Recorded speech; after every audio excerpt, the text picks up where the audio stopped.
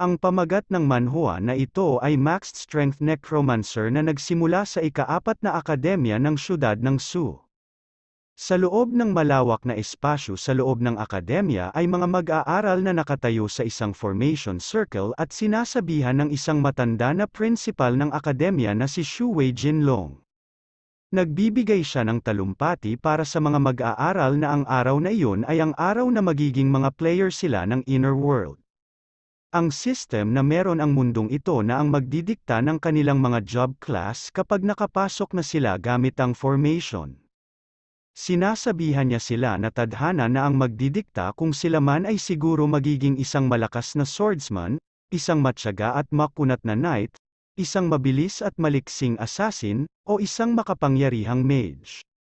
Naniniwala si Principal Shu Wei Jinlong na lahat sila na nakatayo sa kanyang harapan ngayon ay magiging mga kat-anji tangi at magagaling na mga individual na kani-kanilang mga job class. Hindi na pinatagal ni Shu Wei Jinlong ang kanyang sermon at inutusan na paganahin na ang transfer formation.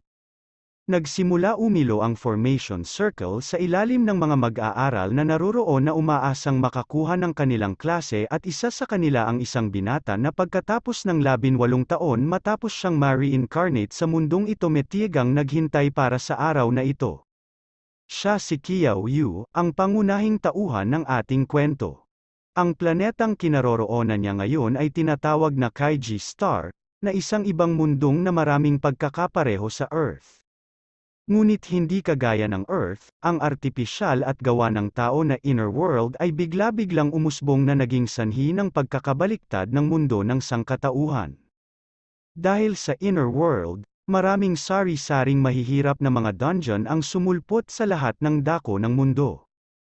Ngunit sa pagtuntong ng mga tao sa edad na 18, nabibigyan sila ng pagkakataon na makakuha ng mga abilidad at skills sa pamamagitan ng mga transfer formation at sa tulong ng mga skills at abilidad na mga ito ay nagagawa na nilang mag-clear ng mga dungeon. Sa pagpatay ng mga halimaw sa loob ng mga dungeon, nagagawa nilang mag-level up at pataasin ang kanilang mga attribute points para pataasin ang kanilang lakas.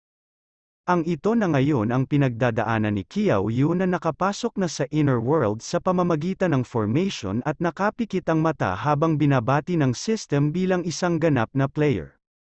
Sinabihan niya si Qiao Yu na dahil ito ang kanyang unang pagkakataon na pumasok sa Inner World, gusto ba niyang mag-roll at pumili ng kanyang magiging class.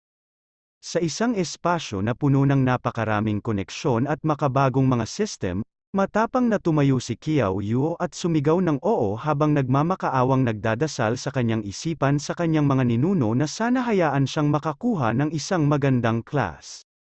Pagkatapos ng pagsabi ng kanyang kumpirmasyon, nagsimulang mamili ng random na class ang system para kay Qiao Yu. Hindi na nagtatagal ang pamimili at binati siya ng system dahil nakakuha siya ng isang hidden class. Binalot siya ng mga berdeng apoy at nagsisimula na niyang obserbahan ang kapangyarihan na nakuha niya. Matapos tingnan ito ay napapasigaw siya sa sobrang tuwa at hindi siya makapaniwala sa kung gaano kaastig ang klaseng nakuha niya. Ang pagiging isang necromancer ay isang napaka-rare na class na isa o dalawa lang ang maaaring maging sa buong mundo. Sa isang kumpas lamang ng kanyang tungkod ay maaaring magpalabas at magpatawag ng mga napakalalakas na mga undead na nilalang mula sa kailaliman ng impyerno. Basta meron silang sapat na mana, maaari silang maging isang one-man army na kayang patobon kahit na sino.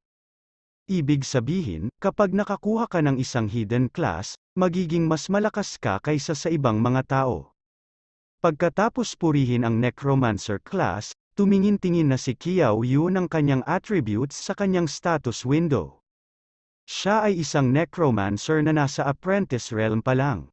Meron din siyang 10 strength, 6 na defense, 9 na agility at 0 spirit.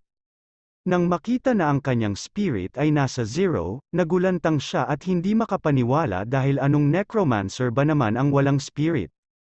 Napapasuko na lang siya at nakayuko sa sahig sa pagkatalo dahil ang mga attribute points ng isang baguhan ay random na ibinibigay kagaya ng class at ang pinakamataas na maaaring makuha ay 10. Spirit pa naman ang pinakamahalaga para sa isang mage kaya kung mas mababa pa ito sa 5, paano na siya makakalaban pa at makakasummon ng kanyang mga alagad? Habang nakayuko na lang sa sahig at umiiyak, tinanong ng system si Qiao Yu kung gusto na rin ba niyang mag-roll para sa kanyang talent. Wala nang pakialam dito si Qiao Yu at pinabayaan na lang na mag-roll ito dahil wala na rin naman siyang magagawa kung wala siyang spirit. Kahit na makakuha pa siya ng isang S-rank na talent, wala pa rin yung magagawa. Nagsimula ng mag-reel ang system ng talent para kay Qiao Yu at nang makapili na, binati siya ng system dahil sa pagkuha niya ng talent na Brave Heart of a Mage na may hindi masukat na grade na nagbibigay ng 10 attribute points. Meron din ito ang passive na nagbibigay kay Qiao Yu ng attribute points kapag nakapatay siya ng kalaban gamit ang mga pisikal na mga pag-atake at isang unique na active skill na binibigyang kakayahan ng may-ari na pataasin ang iba pang attributes niya para maging kapareho ng iisang attribute o stats niya. Napakalakas ng active effect ng talent na ito ngunit may isa ito ang limitasyon na kung saan isang attribute lang ang pwedeng gamiting basehan bago gamitin ito. Nang makita ang pagiging overpowered ng talent na iyon, nagtataka si Qiao Yu kung tama ba ang pagkakabasa niya rito dahil ang pagkuha ng libreng mga attribute points ay napaka-imposibleng gawin dahil nakukuha lamang ang mga ito kapag nag-level up at kung gusto mo talagang magpataas ng mga attribute, kailangan mong magsanay ng sobra. Napagtanto ni Qiao Yu na sa tulong ng passive na iyon, basta pumatay siya ng mga kalaban gamit ang mga pisikal na atake, makakakuha siya ng mga attribute points at kahit na isang beses lang pwedeng gamitin ang active effect ng kanyang talent, pwede pa rin niyang ihabol ang kanyang mga attributes para maging kapareho ng level ng kanyang pinakamataas na attribute. Kapag ginamit niya yun ngayon, pwede na siyang maging isang player na pwedeng gawin ang lahat gamit ang kanyang 10 puntos sa bawat attribute. Ang isang baguhan na may 10 puntos sa lahat ng kanyang mga stats ay magiging isang tunay na mamo na maitatala sa buong kasaysayan. Maaari niya ito ang gawin pero kung hihintayin niya na umabot ang kanyang stats sa strength ng 1,000 o kahit pa 1,000,000 gamit ang passive ng kanyang talent, at ginamit ang active effect ng kanyang talent, maaari siyang maging isang tunay na overpowered necromancer na may 1,000,000 puntos sa bawat attribute. Sa ganon, magiging isa na siyang kakilakilabot na one-man army. Napapaisip si Qiao Yu na kung nangangailangan ang talent niya na pumatay ng mga kalaban gamit ang mga pisikal na atake kung ganon, ang kanyang strength stats ang pinakamahalaga. Kaya naman inutusan niya ang system na ilagay lahat ng kanyang 10 attribute points sa kanyang strength stats.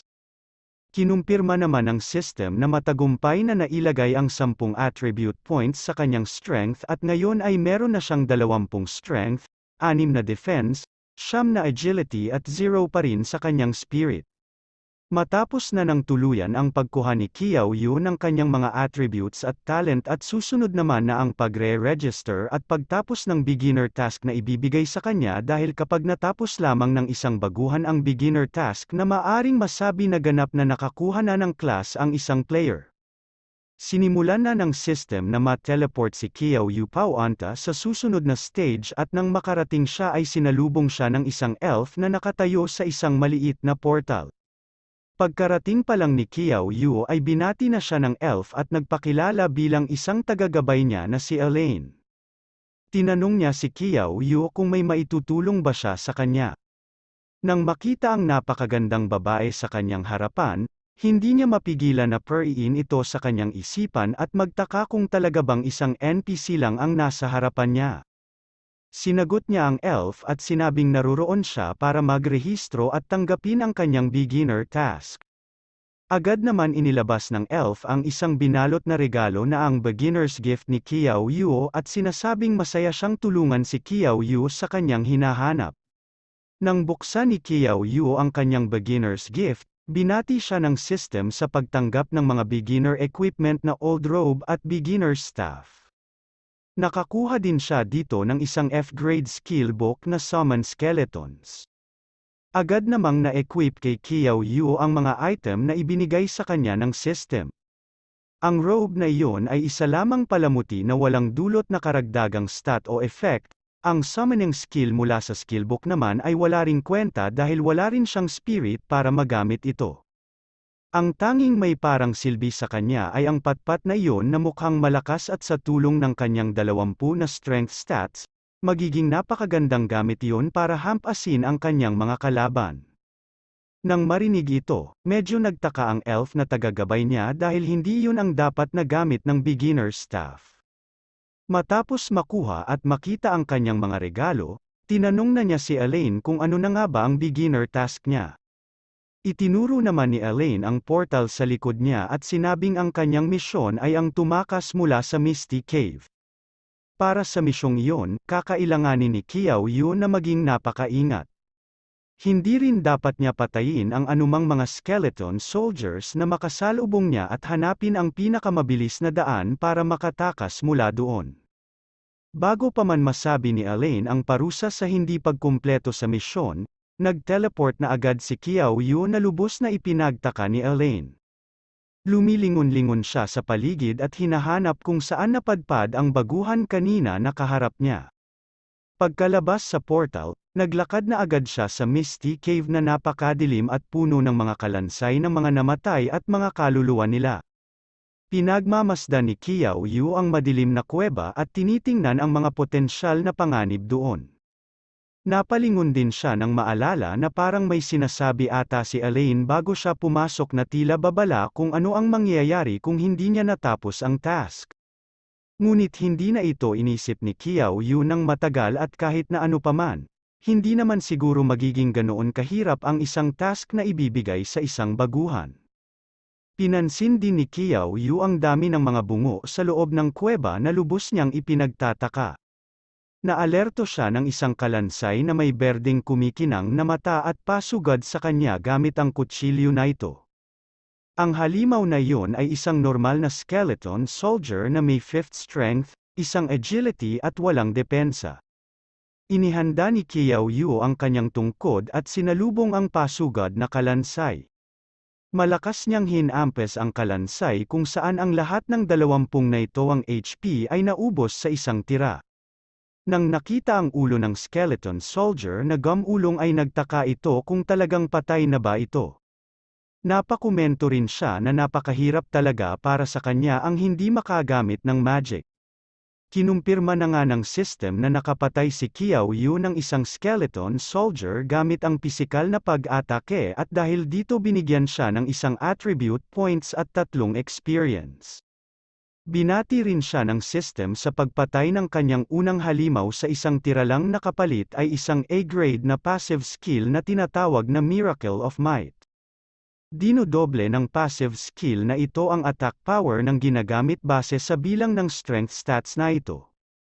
Ang stats ng isang player sa strength ang nagdidikta sa lakas ng mga atake na ito at defense naman ang nagdidikta sa kung ilang damage ang mababawas.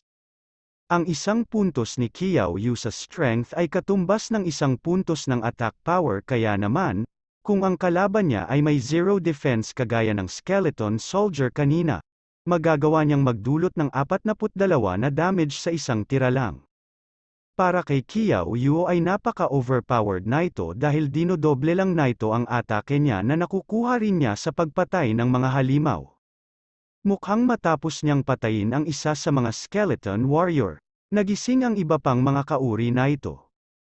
Ang mga kalansay na mahimbing na nakahimlay sa lupa ay sabay-sabay na umaakyat pataas sa lupa hawak ang kanilang mga armas. At kagaya ng naunang skeleton soldier, kumikinang din ang mga mata na ito ng berde at akmang susugurin na si Qiao Yu. Ginulo na ito ang paghanga sa napakagandang epekto ng kakakuha niya passive skill at pinilit siya na mag-focus muna sa pagtapos ng kanyang kailangang gawin muna. Tumalon ang isang grupo ng mga skeleton soldiers kay Qiao Yu at akmang itutusok na ang kanilang mga espada sa kanya nang hinampes niya silang lahat ng kanyang beginner staff at lahat sila ay nabawasan ng 20 HP na agad nilang ikinamatay. Ipinaalam sa kanya ng system na matagumpay siyang nakapatay ng 4 na skeleton soldier gamit ang pisikal na atake kaya naman binigyan siya ng 4 na attribute points at 12 experience. Mula sa experience na nakuha niya ay nag-level up na siya at sa kasalukuyan ay nasa level 2. Sa pag-level up niyang ito ay binigyan siya ng karagdagang 5 attribute points. Kung ay dadagdag ang 4 na attribute points na nakuha niya mula sa pagpatay ng mga skeleton soldiers, ang kanyang strength attribute ngayon ay nasa 30 points na. Ito ay lubos na kahanga-hanga dahil para sa mga normal na baguhan, maituturing na silang isang henyo kung meron silang 10 puntos sa iisang attribute. Matapos madaling pinaslang ang mga skeleton warriors na sinubukan siyang patayin, napapaisip na lang si Qiao Yu kung ang silbi ba ng mga skeleton soldiers na nasa loob ng Misty Cave ay para sa kanila para mag-level up. Kung ganoon nga, hindi ba napakadali na ng ganoon? Mukhang tama ang kutob ni Qiao Yu at may umusbong mula sa lupa na isang mas malaking skeleton na may armor, sibat at panangga. Ito pala ay isang skeleton captain na nasa level 3 at may 50 health, 15 strength, 20 defense ngunit iisang puntos lamang sa agility. Nang makita ang 15 strength ng skeleton captain, napagtanto ni Qiao Yu na mapapahamak lang siya kung matatamaan siya ng halimaw na yon pero buti na lang at meron lang ito ang iisang agility points kaya siguradong mananalo siya kung siya ang unang aatake. Hinampas ni Qiao Yu ang skeleton captain gamit ang kanyang beginner staff ngunit nagawang sanggay ng halimaw ang atakeng iyon gamit ang panangga na ito. Matapos sanggain ang atake, agad na naghanda ang skeleton captain ng atake. Nagbuelo ng kanyang sibat at mabilis na inihampas sa direksyon ni Qiao Yu. Nagawa ng skeleton captain na umatake kasabay ng pagdepensa sa atake ni Qiao Yu at nagawa rin na ito ang wasakin ang sahig. Napakaba na ito ng kaunti si Qiao Yu na meron lamang 20 na health. Nang akmang susugurin muli siya ng skeleton captain gamit ang kanyang sibat, bumaba si Qiao Yu at nakahanap ng pwede niyang atakahin sa kabila ng depensa na ito. Nang makapwesto na ay agad niyang tinaira ang gitnang bahagi ng skeleton captain na nagpatamba rito. Nang makitang nasa lupa na ang halimaw, hindi sinayang ni Qiao Yu ang pagkakataon at tumalon habang hinahanda ang panapos na atake para sa skeleton captain. Nang may tama niya ang malakas na atake gamit ang kanyang tungkod, agad na nabawasan ng 50 ang buhay ng skeleton captain at naubos.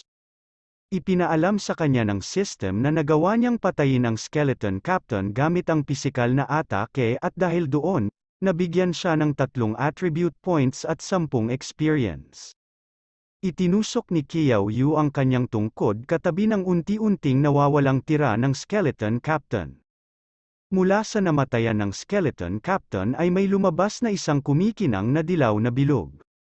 Nagtataka si Qiao Yu na kung ang beginner task na naranasan niya ay ganito na kahirap, paano pa kaya natapos ng ibang mga player ang misyon?